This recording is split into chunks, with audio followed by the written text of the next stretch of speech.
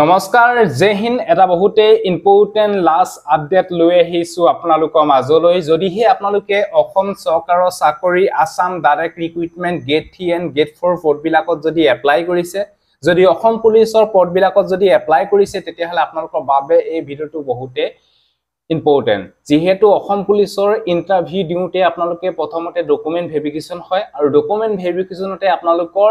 employment এক্সচেঞ্জৰ কাৰ্ডখন check কৰা হয় এই বিষয়ে আপোনাকে গম পালে আৰু অসম পুলিচৰ প্ৰথমতে আপোনালোকৰ ডকুমেন্ট ভেৰিফিকেশন হয় কনস্টেবল পদ বিলাকত যেতিয়া ফিজিক্যাল টেষ্ট দিবলৈ যাব তেতিয়া আপোনালোকৰ ডকুমেন্ট ভেৰিফিকেশন হয় আৰু ডকুমেন্ট ভেৰিফিকেশনতে অল অৰিজিনাল ডকুমেন্ট চেক কৰা হয় তাতে এমপ্লয়মেন্ট এক্সচেঞ্জৰ ৰেজিষ্ট্ৰেচন কাৰ্ডখন আপোনালোকক চেক কৰা হয় আৰু যিখিনি আপোনালোকৰ এডিআৰই গেট 3 এণ্ড গেট 4 আছে সেইখিনি যেতিয়া ডকুমেন্ট ভেৰিফিকেশন হয় এই ডকুমেন্ট ভেৰিফিকেশনৰ সময়ত এমপ্লয়মেন্ট এক্সচেঞ্জৰ ৰেজিষ্ট্ৰেচন কাৰ্ডখন বিচৰা হয় এটা মেইন কথাটো হ'ল যি সকল ক্যান্ডিডেটে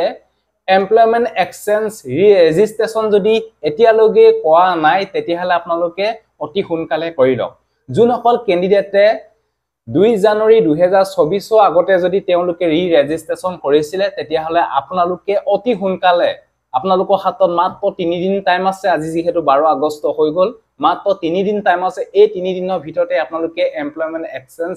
ৰেজিষ্ট্ৰেচন আপোনালোকে কৰি লওক যদি কৰা নাই যদি 2 জানুৱাৰী 2000 আগতে যদি কৰিছিলে 2023 চনত কৰিছিলে তেতিয়াহলে আপোনালোকে অতি সোনকালে কৰি লওক 15 আগষ্ট 2024 ভিতৰত কাৰণ 15 আগষ্ট তাৰিখে লাষ্ট আপডেট এই বিষয়ে আপোনালোকে গম পালে পিছত যাতে আপোনালোকে মই গমেই নাপালো মই কৰিব নোৱাৰিলো এনেকুৱা ধৰণৰ যাতে আপোনালোকে পিছত নকয় আপোনালোকৰ হাতত এতিয়াও টাইম আছে আপোনালোকে নিজৰ মোবাইলতে কৰিব পাৰিব তাৰ ওপৰতো ভিডিও আপোনালোকক দিয়া আছে যদি কৰা নাই আপোনালোকে অতি সোনকালে কৰি লওক 15 আগষ্ট 2024 ভিতৰত এই বিষয়ে আপোনালোকে গম পালে আৰু অসম পুলিচৰ ৰিটেন এক্সাম বা এডিআৰই ৰিটেন এক্সামৰ বাবে যদি তৈয়াৰী কৰিছে তেতিয়াহলে আপোনালোকে এই ই-বুকখন আপোনালোকে লৈ লওক আপোনালোকৰ বাবে বহুতে হেল্পফুল হ'ব ইয়াতে পাই জেনাৰেল নলেজ অসম পুলিচৰ সিলেবাসৰ ওপৰত বনোৱা হৈছে ইয়াতে পাই 1240 প্লাস এমসিকিউ কোৱেশ্চন এনসাৰ আপোনালোকে অসমীয়া মাধ্যমত আপোনালোকে দেখিবলৈ পাব যদি এই ই-বুকখন লব বিচাৰে তেতিয়াহলে এই নম্বৰটোত 70 रुपीस পেমেন্ট কৰি এই নম্বৰটোত স্ক্ৰিনশ্বট দি দিয়ক WhatsAppত লগালগ আপোনালোকক এই ই-বুকখন WhatsApp যোগেদি পঠিয়াই দিয়া হ'ব যদি লব বিচাৰে লৈ লওক অসম চৰকাৰৰ চাকৰি বাবে আপোনালোকৰ এক্সামৰ বাবে বহুতে হেল্পফুল হ'ব এই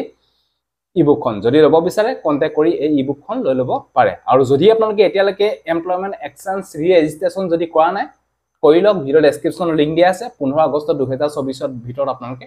কৰি লওক সব অনুমানিক কলে এটোই আছিল যদি ভিডিওটো ভাল পালে সকলো ক্যান্ডিডেটকে যাতে ভিডিওটো শেয়াৰ কৰি দিয়ক যোনসকল ক্যান্ডিডেটে এতিয়ালৈকে তেওঁলোকে ৰেজিষ্ট্ৰেচন কৰা নাই এমপ্লয়মেন্ট এক্সচেঞ্জ কাৰ্ডখন এতিয়া হলে আপোনালোকে অতি সোনকালে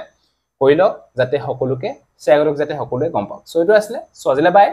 জয় হিন্দ বন্দে মাতৰম জয় অসম ধন্যবাদ